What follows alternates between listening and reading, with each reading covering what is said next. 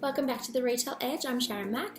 Today I'm going to talk to you about reporting, and what I've done is I've written out some of the stats that my staff do.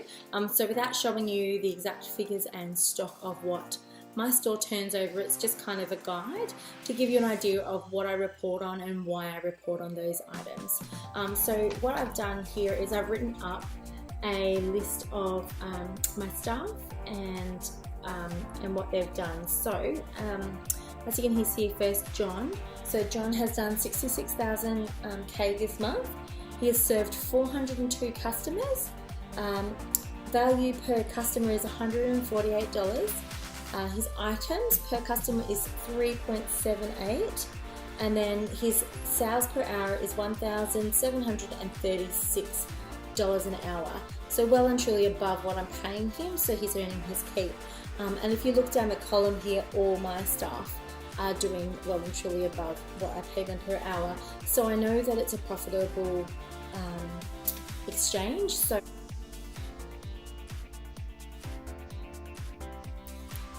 they're well trained and well equipped to do their job. Okay, so as you go through, you can see it goes lower as they go down the page, but the customers that they serve jump all over the place. And so some of that's based on how many hours that they work, and then some of that's just obviously based on the engagement that they have or the amount of time that they spend on the floor. So you can see here, between Sally and John, there's only $1,000 in a month in difference, which is really not very much. But you can see that Sally served 569 customers, which is 167 customers more than John. But then the value per customer, Sally's value is actually lower per customer. So she's serving more customers, but she's going a lower dollar value.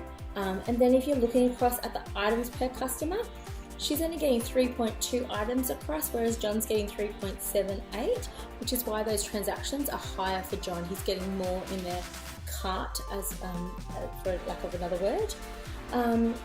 If you look down, the person who does the most per hour is actually James. Now James only works 18 hours a week. He's averaging $174 per customer, which is actually the highest in the group as well. So therefore his sales per hour is up, and he's getting 4.09 of items per customer. So he's just getting that extra item. You can see 4.09 versus 3.2. Just by Sally getting one more item per customer, she's going to increase her sales, and therefore her value per customer and her sales per hour. So that's, if by looking at this, that's what I would talk to Sally about.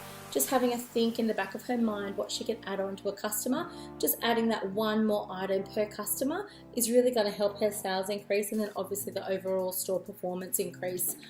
Okay, so then the next thing I look at is the store average. So the store is averaging 3.61 items per customer. So then I have a look through and I see who's below that 3.6, and I can see that it's Pam and Sally. So that again is what I would talk to them both about, just getting that extra item per customer. Then if you're looking at how many customers are served, you can see that Hannah is actually serving more customers on her shift than James is. Now, you'd look at what they're doing on those days and what days you've got them rostered on to compare what's going on and why that is, and see whether that's an issue or whether it's just James does more tasks than Hannah, or Hannah's on the weekends more than James, and that sort of thing. So those are the sort of things that I look at, and then I just make sure that all of my staff are strong. And this is a really good way of seeing whether a staff needs help in one area or another. If you look at let's just say your dollar value per customer, if you found that someone was really, really low in their dollars per customer, like you can see here, the average for the store is $146 a customer. So both Hannah and Sally are below that. And so I will just talk to them about what they're selling and whether they need help in training and selling those higher ticket items. So they may perhaps just need a bit of encouragement and some training around those higher dollar values. They may be the sort of girls that that are just better at the little stuff and spending that longer time with customers, although in saying that they actually are serving quite a lot of customers. So it's probably not that they're spending the amount of time with the customers, but that's probably just more that they're doing lots of those smaller transactions. They're doing those cash and carry items, so they're not as committed to the higher dollar values. So that's what I would do. I would train them in those higher dollar values. So you can see that you can actually get quite a lot of information if you really studied this. You could pick on an area per staff member and focus in on that and hone in on that. Because obviously everyone can improve and everyone can go forward, so it's about beating your personal best. So what I would do is with each of these staff, I'd sit them down and let's just say John, for example, I'm like, okay, so John, you're getting 3.78 sales per customer. Let's just try and get that to 4. You're averaging $148 a sale. Let's think in our minds $200 a sale. And if you're getting sales that are lower than $200, just think, what can I add? What can I help them add to this sale? And those sort of things, and that's going to beat his personal best, and so on and so forth. So I would do that with all of the staff. So that's just my tips on that area, and what I would do with regards to analysing your dollars per hour I've spoken about before.